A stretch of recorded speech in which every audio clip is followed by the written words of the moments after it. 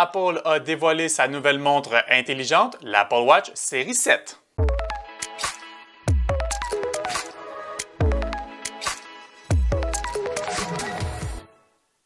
Oui, c'était la grande messe d'Apple, le fameux keynote, où est-ce qu'on en apprend plus sur les nouveaux produits de la marque à la pomme.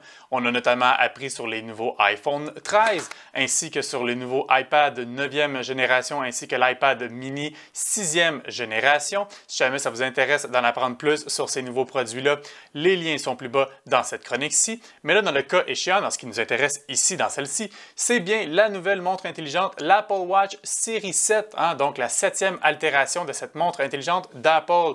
Qu'est-ce qu'on a de nouveau sous le capot, en fait? Si vous cherchez de nouveaux capteurs pour monitorer votre santé, eh bien, ne cherchez pas dans cette nouvelle montre-là. Vous n'en trouverez pas. Vraiment, cette 7e altération-là est plus un refinement au niveau du design. Donc, d'une part, on a un écran qui prend 20% plus de place. On a donc réduit le fameux contour à 1,7 mm pour, encore une fois, laisser plus de place encore, justement, à ce fameux écran-là. L'écran, la robustesse a été rehaussée, de sorte que si jamais on devait l'accrocher, bien, on n'aura pas d'égratignure nécessairement sur sa fameuse montre. Les contours ont été arrondis pour favoriser, encore une fois, la navigation à travers notre montre. La luminosité, on a toujours un écran Retina haute définition, mais la luminosité a été améliorée de 70%, ce qui peut être pratique, notamment lorsqu'on est à l'extérieur pour pouvoir justement regarder nos fameuses données.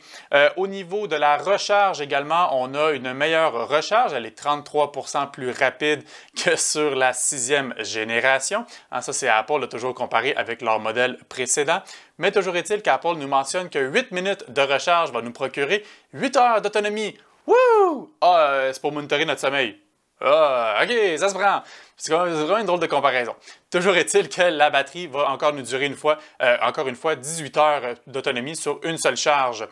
Au niveau de la disponibilité, Apple n'a pas encore dévoilé la date de lancement officielle. Bon, il y a beaucoup de rumeurs qui parlent qu'ils ont des problèmes d'approvisionnement, donc on verra à quel moment justement cette montre va sortir officiellement. Mais le prix a été annoncé lors du keynote sur le site en canadien. Je n'ai pas été en mesure de trouver le prix, mais dans le keynote, on parlait de 399 US, donc environ 500 $ canadiens. Si jamais ça vous intéresse d'en apprendre plus sur la fameuse Apple Watch série 7, tous les détails et tous les liens se trouvent plus bas dans la chronique.